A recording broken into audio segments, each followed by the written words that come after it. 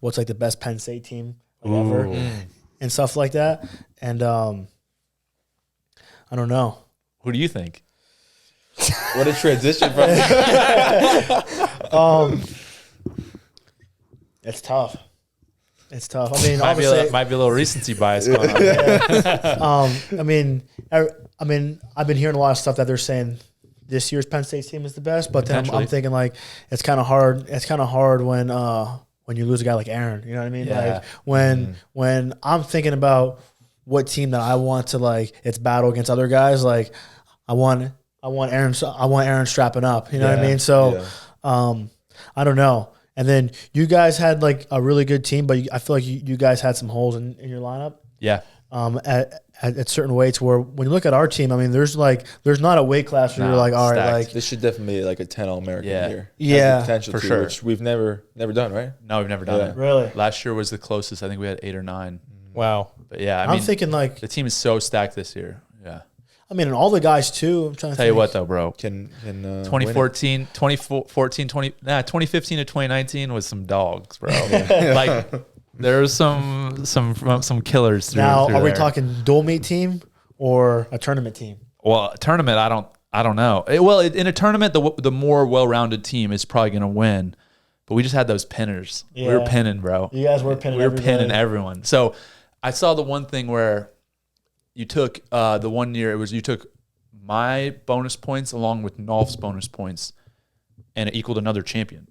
It was like just in the bonus points from us two equaled a whole nother first place finisher. That's crazy. Yeah, and then we had Zane, who was like literally tech pinning guys in the finals, like just that was crazy. Chenzo was a dog. Chenzo was he would just pull it out. It was like He would pull it out. He would just make it happen. Yeah. You know, Mark, same thing. How about last year's stat though? Last year's was crazy. That was If So you this is the would thing, though. have took the second place team and third place teams and combined them, They couldn't. They weren't even. They weren't even. They There. weren't even close. Yeah. no, dude, cutting That's the so team in bad. half and They still still winning. won. That's They would Yeah. take first and second. Yeah. I think you know what I think makes a difference though.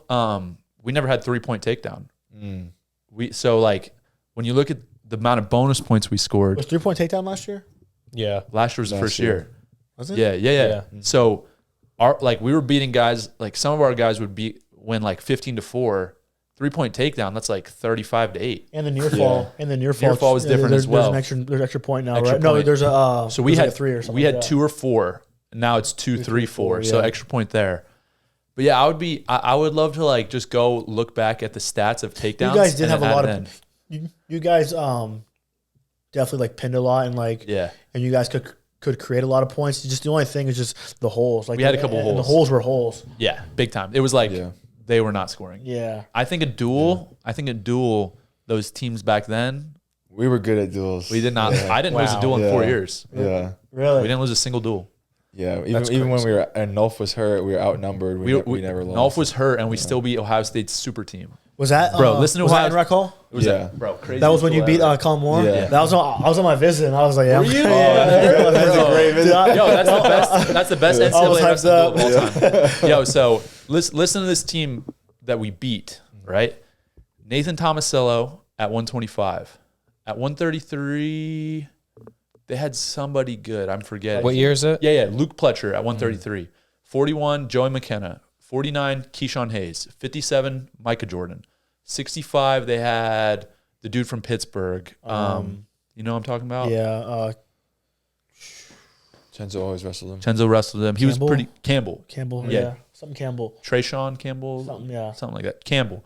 74, they had Bo Jordan. 84, they had Miles. 97, they had Colin Moore. And heavyweight, they had Snyder. Yeah. That team was stacked, Yeah. bro. And we freaking smacked him in the butt. Yeah, you guys did. Yeah, we got him. That was a good duel meet. It was a They came out in the ropes and stuff. I'm Bro, like, as soon as they did that, I was like, I'm gonna freaking. I was about to run over there and smack them in the head. I was They like, came you guys out are such in robes? punks, bro. So rec hall, obviously all blue and white, and we line up. We huddle up as a team to like do the face off. They're standing there in a single file line in 10 red robes, as red as they could get, like Trump hat red, and they're standing with the hoods up, and they're like mean mugging us, and I'm like. I was like, if we lose these guys, I I was like, oh, these are kind of dope. That was the thing. It was like, it was kind of cool, but they didn't win. So it don't matter. Then the NCAA tournament was crazy. They should do some like AI duel meet. Yeah. Oh, I didn't think about that. Smart. That'd be cool. I love that. Like with That's a the good odds and idea. stuff. Yeah. Yeah. I would say we had 2018, 2019, 2017, 18, 19. We're all stacked. Mm-hmm. We had Suriano in 2017 at 25. Yeah. True. So that would have been a big help. But yeah, I don't know. The teams now are definitely wrestling, top to bottom. You think wrestling has gotten better, like overall, like as a sport now, or I think you guys are worse. really?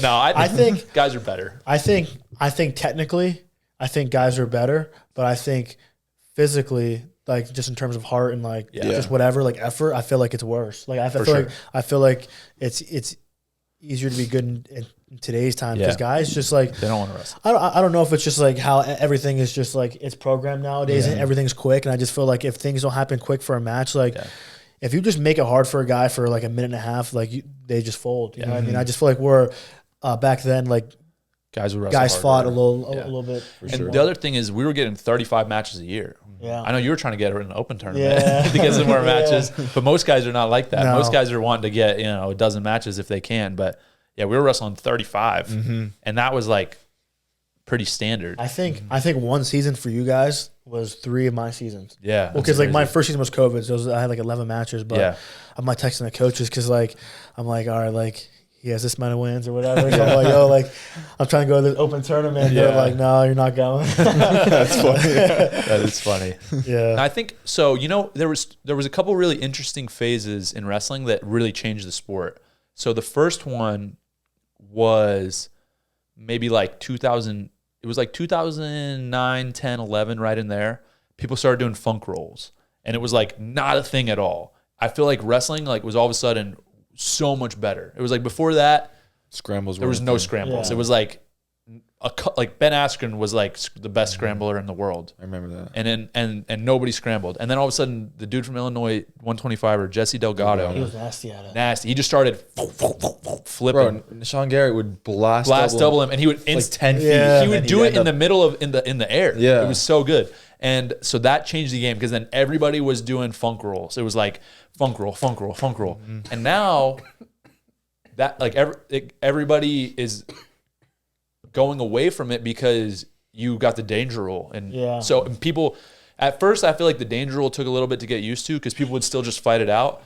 But now people basically like get in the scramble and just sit and like get the guy on their back. Yeah. And it's like, I'm eventually going to get the takedown.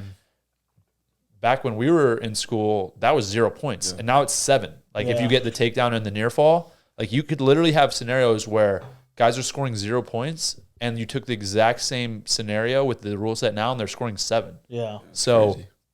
yeah, I feel like that was a huge shift in the sport because there was like almost 10 years there where it was so hard to get a takedown. It was like impossible. I do remember that. Like guys were on their back for like a minute and a half. Bro, like no point. the perfect example of that is like Yanni Diakomahalis. Like nobody was taking him down. It was like impossible because he's so flexible. His ankle would touch the side of his head and he would flip and bend. And it's like, bro, anybody would take him down now. In college, not anybody, but it was like there was guys like that where it was like, bro, you're not taking that dude down. Like, good luck. Yeah. Jaden Ironman was like that. There was a couple guys where it was just like, have fun. Yeah. Yeah. And now it's like it's just different. It's just a different game.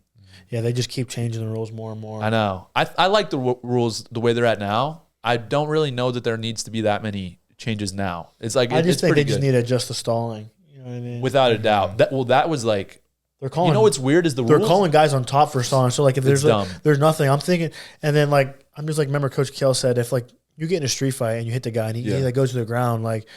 You're gonna keep him on the ground, like you're not gonna let him back up. So like, why are we enforcing people just to lay on their hands and their knees? It used to be the standard for a long time, like 80s, 90s, early 2000s. The refs were calling it, and guys were getting stalled out all the time. It was like all the time the guys would get stalled out, like once a duel almost. Yeah. And now it's like referees told me they're like it's like we're not gonna stall anybody out. It's like a participation trophy thing, like. oh, come on, just move him along. Yeah. He's get him in. It's like, dude, if you can't, I love watching guys get stalled out. Yeah. it's cool. It's Yeah. like, yeah, that's right. Like, get off the freaking. Yeah. Dude, you did nothing. Yeah. There was a couple. I've seen a couple matches like that a few years ago, but now it's like never, Yeah. never ever.